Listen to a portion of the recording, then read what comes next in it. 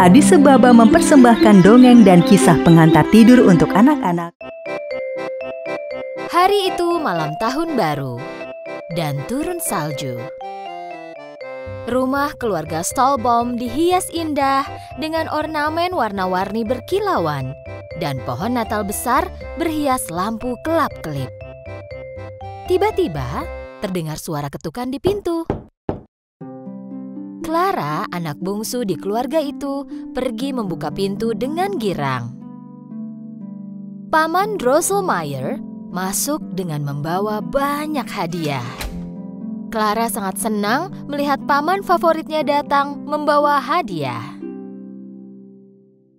Clara tidak sabar menunggu hingga tengah malam. Ia ingin membuka hadiahnya saat itu juga. Paman Drosselmeyer tak mau Clara kecewa, jadi ia berikan hadiah Clara. Dengan gembira, Clara membuka hadiahnya. Ini hadiah paling menarik yang pernah ia dapat. Hadiah itu berupa boneka pemecah kacang berwajah lucu dengan hidung merah dan kumis tipis. Clara belum pernah punya mainan seperti ini. Clara sangat menyukai boneka pemecah kacang itu. Ia mulai memainkannya dan bahkan menari.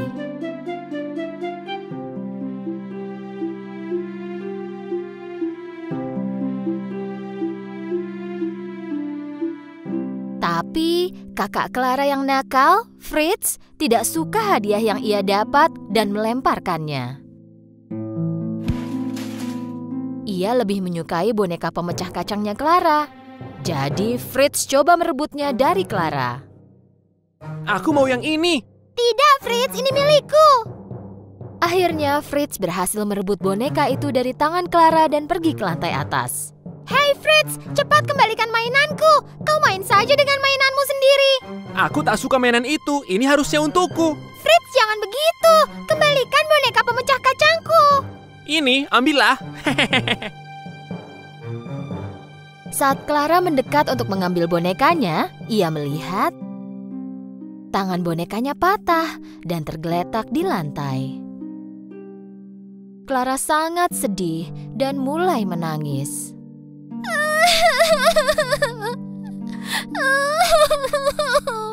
Jangan menangis, Clara. Sini kuperbaiki. Saat itu sudah lewat tengah malam. Pesta malam tahun baru pun berakhir dan seperti anak lainnya, Clara kelelahan dan pergi tidur. Tapi ia tak bisa berhenti memikirkan boneka pemecah kacangnya.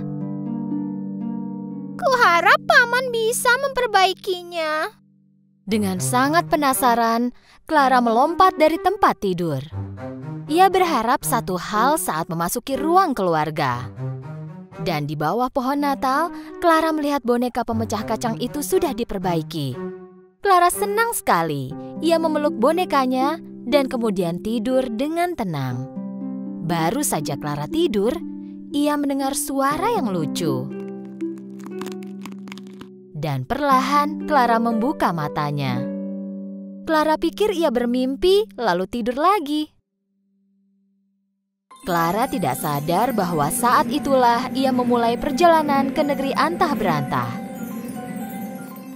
Suara-suara itu terdengar lagi. Suara itu seperti suara tikus. Clara membuka matanya sekali lagi. Perabotan di rumahnya terlihat sangat besar sekarang.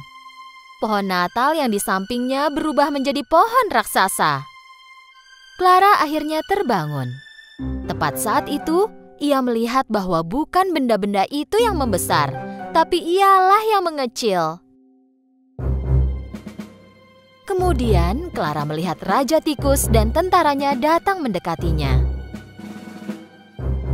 Clara sangat takut dan ingin melarikan diri, tapi tikus-tikus raksasa itu menghentikannya. Mereka mengelilingi Clara dan perlahan semakin mendekatinya.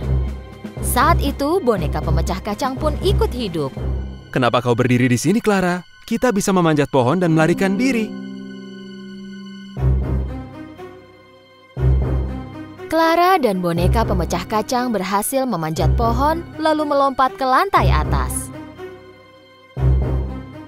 Kita mau lari kemana? Ini kan rumahmu. Kau pasti tahu tempat bersembunyi dari tikus. Akan kucari bantuan. Ketika Clara berlari, boneka pemecah kacang pun pergi dan menghilang. Tikus-tikus menyebar ke berbagai penjuru mencari Clara. Boneka pemecah kacang telah mendekati toko mainan. Dia melihat ada banyak prajurit timah duduk di jendela. Dia mengambil batu dan memecahkan kaca jendela. Hei, kenapa kalian hanya berdiri? Lari! Temanku Clara dalam kesulitan. Raja tikus dan tentaranya akan menangkapnya. Tiba-tiba, prajurit timah itu hidup. Mereka melompati jendela dan mengikuti boneka pemecah kacang. Setelah boneka pemecah kacang tiba di rumah, suasananya seperti perang. Tikus-tikus membuat rumah menjadi berantakan.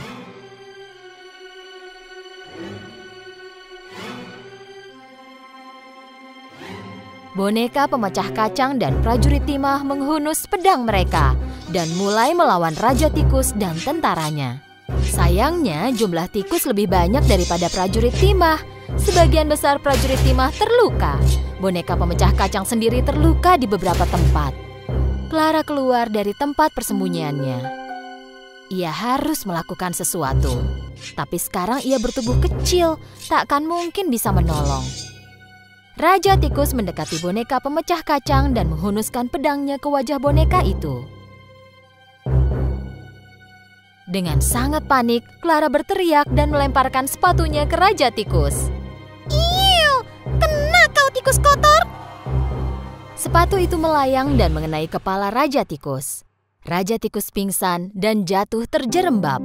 Melihat rajanya jatuh, para tikus menyerah dan sadar bahwa mereka sudah kalah. Jadi mereka membawa rajanya dari ruang keluarga dan pergi. Clara berlari ke arah boneka pemecah kacang yang berbaring tak sadarkan diri. Clara berlutut di sampingnya dan mulai menangis. "Bangunlah boneka pemecah kacang!"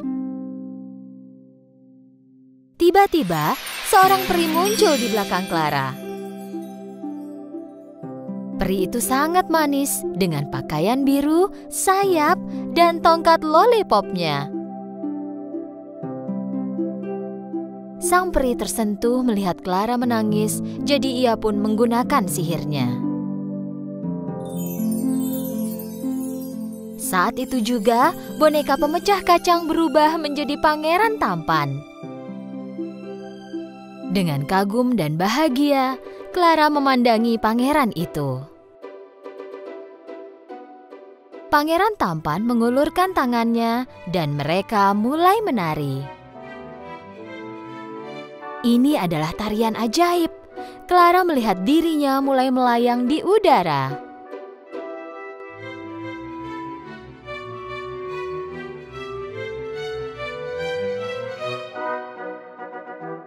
Dan di antara debu-debu peri itu muncullah peri permen. Kali ini ada peri lain di sampingnya. Peri-peri itu menerbangkan Clara dan pangeran ke negeri permen. Pohon yang terbuat dari permen, bunga dari permen jeli, kupu-kupu pink, apel toffee berwarna emas. Tempat itu sungguh mengagumkan. Clara mulai menceritakan semua hal yang dialaminya. "Aku tahu semua yang terjadi. Jangan khawatir, Clara, kau aman bersama kami." Kemudian terdengar suara flute yang menenangkan melingkupi seluruh ruangan. Lalu para peri dan bunga warna-warni mulai menari. Pangeran dan Clara pun ikut menari. Di sekelilingnya terlihat pohon, lollipop, dan permen warna-warni sedang menari. Clara dan pangeran tiba-tiba sadar kalau mereka di atas panggung. Setelah suara flute yang unik itu berakhir, Clara melihat sekeliling. Ia ada di atas panggung. Penonton di hadapannya bertepuk tangan. Clara membungkuk hormat kepada penonton. Clara menutup matanya dengan bahagia. "Clara! Clara!" Saat Clara mendengar suara ibunya, ia pun membuka mata. Clara mengucek matanya dan melihat berkeliling. Kemudian ia melihat boneka pemecah kacang ada di pangkuannya. Ibu Clara melihat anaknya dengan tatapan heran. Ia tidak tahu kalau Clara juga kebingungan. "Sayang, kau tidur di sini semalaman." "Ibu, aku, tapi semuanya terlihat seperti nyata." Dengan harapan ia akan kembali ke mimpinya, Clara menutup matanya lagi.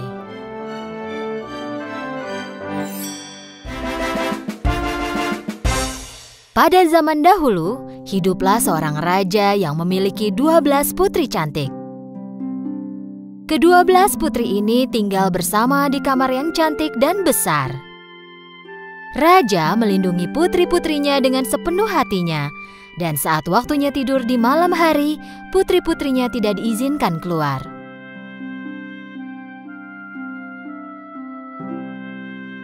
Tapi setiap pagi, mereka bangun dengan keadaan yang sangat aneh. Sepatu para putri terlihat rusak seolah-olah mereka menari semalaman. Raja harus membelikan sepatu baru setiap hari. Tetapi keesokan harinya, sepatu tersebut selalu rusak. Raja atau anak buahnya di kastil tidak dapat memecahkan misteri sepatu itu. Bagaimana ini bisa terjadi? Bagaimana sepatu baru menjadi rusakannya dalam waktu semalam? Yang mulia, kami tak bisa mengerti. Akhirnya Raja berkata, "Siapapun yang memecahkan misteri tentang sepatu putri-putriku dapat menikahi putri pilihannya, menjadi menantuku, dan akan menjadi raja setelah aku mati nanti. Tetapi dia hanya punya waktu 3 hari 3 malam untuk memecahkannya. Jika tidak, dia akan dipenjara seumur hidup." Banyak pemuda di kerajaan itu dan bahkan pangeran dari kerajaan lain datang ke kastil. Mereka menjaga pintu kamar 12 putri. Tetapi setelah beberapa hari, tak seorang pun yang dapat memecahkan misteri itu. Dan sepatu putri terus-menerus rusak dalam semalam. Akhirnya, seorang pemuda berhati baik ingin mencobanya. Dan dia pun pergi ke kastil. Di tengah jalan, dia bertemu seorang nenek kumal yang terlihat sangat miskin. "Nak, aku sangat lapar. Maukah kau memberiku sepotong roti?" Pemuda itu memberikan semua makanan yang ada di tasnya kepada si nenek. Sang nenek sangat senang karena pemuda sebelumnya yang ia jumpai tidak memberikan apa-apa. Nenek itu tahu bahwa pemuda ini berbeda dari pemuda lainnya. Sebagai balasannya, nenek itu memberikan jubah ajaib. "Ambillah jubah ajaib ini. Saat memakainya, kau akan jadi tidak terlihat. Jam 12 malam tepat, kenakan jubah itu supaya tidak terlihat dan masuklah ke kamar putri. Dengan begitu, kau dapat memecahkan misteri sepatu itu. Tapi hati-hati, jangan meminum apapun yang diberikan para putri kepadamu. Mereka memang putri-putri nakal." Pemuda itu mengambil jubah ajaib dan pergi ke kastil. Dan ketika tiba di kastil, dia menyampaikan tujuannya yaitu untuk memecahkan misteri sepatu. Hari pertama ketika dia berjaga di luar kamar putri, Putri Sulung keluar dengan segelas air limun. "Kau pasti haus. Kami membuatkan air limun untukmu. Ayo minumlah." Pemuda itu lupa akan peringatan sang nenek lalu meminumnya. Tak lama kemudian dia pun mengantuk. Dia tertidur nyenyak sepanjang malam di kamar yang sudah disiapkan para putri untuknya.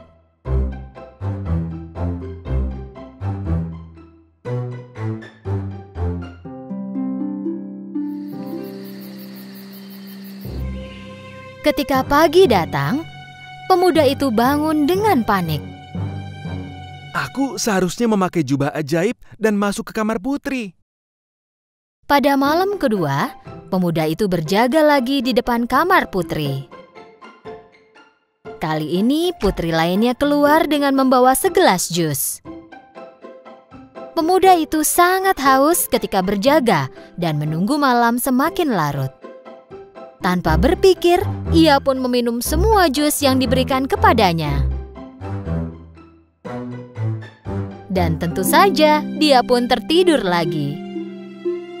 Keesokan paginya saat bangun, ia pun ingat pesan sang nenek. Hati-hati, jangan minum apapun yang diberikan putri kepadamu. Pasti ada obat tidur dalam minuman yang diberikan putri itu. Pada saat itu raja mendatangi sang pemuda. 2 hari berlalu dan kau masih belum memecahkan misteri sepatu itu. Jika kau gagal hari ini, kau akan dipenjara seumur hidupmu. Raja mengakhiri ucapannya lalu pergi. Pemuda itu harus memecahkan masalah sepatu itu hari ini. Malam itu, untuk terakhir kalinya, pemuda itu berjaga di depan pintu kamar putri. Kali ini, putri bungsu keluar dengan membawa segelas jus jeruk. Tetapi sang pemuda sekarang sadar, dia mengambil gelasnya, mengucapkan terima kasih kepada putri. Dan ketika putri itu pergi, dia membuang jus jeruk itu ke pot di sampingnya. Kali ini dia berdiri tegak. Malam semakin larut dan tengah malam pun tiba. Pemuda itu memakai jubahnya dan dia segera menjadi tidak terlihat. Perlahan dia membuka pintu dan tidak percaya pada apa yang dia lihat. Semua putri mengenakan pakaian dansa tercantik mereka. Rambut tertata dan wajah dirias cantik sambil mengenakan sepatu baru. Coba lihat apakah pemuda di depan pintu itu sudah tidur? Salah seorang putri membuka pintu dan melihat keluar. Dan putri lainnya menempelkan telinganya ke dinding. Pada saat itu, sang pemuda tahu dia harus mengeluarkan suara mengorok.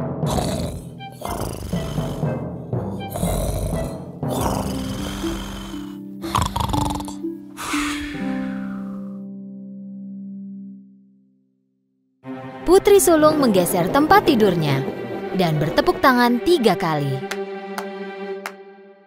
Sebuah jalan rahasia terbuka di bawah tempat tidur itu. Sang pemuda tidak percaya apa yang dia lihat. Satu persatu semua putri memasuki jalan rahasia itu. Dan pemuda itu pun mengikuti dari belakang. Jalan rahasia itu menuju ke sebuah tangga dengan ratusan anak tangga menuju ke bawah. Ketika mereka menuruni tangga, pemuda itu tak sengaja menginjak gaun salah seorang putri. Oh, seseorang menginjak gaunku. Tidak mungkin, mungkin kau sendiri yang menginjaknya.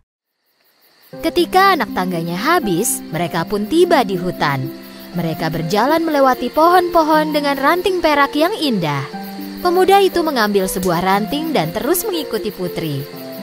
Setelah berjalan lama, mereka berhenti di tepi sebuah sungai.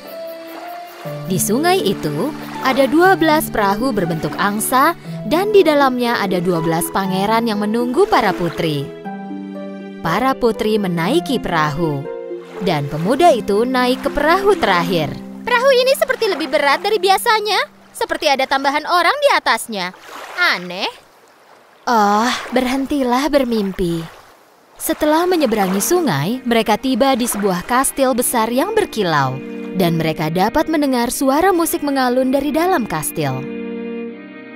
Saat melihat melalui jendela, pemuda itu melihat banyak orang menari. Begitu mereka memasuki kastil, para putri pun mulai menari. Mereka tak pernah terlihat lelah dan terus menari. Tentu saja sepatu mereka mulai rusak. Sang pemuda tidak kuasa menahan lapar lagi. Jadi dia mengambil sepotong kue di meja dan mulai makan. Putri bungsu melihat hal ini. Hei, kueku! Melayang seperti ada orang tak terlihat memakannya. Sudahlah, jangan bicara ngawur. Pemuda itu mengambil cangkir emas dari meja tanpa ada yang memerhatikan. Para putri menari sampai pagi. Para putri menaiki perahu, menyeberangi sungai. Berjalan menembus hutan, menaiki tangga yang sangat panjang, dan akhirnya kembali ke kastil. Tetapi sepatu mereka sudah rusak seperti biasanya. Pemuda itu sangat senang karena akhirnya dapat memecahkan misteri sepatu yang rusak.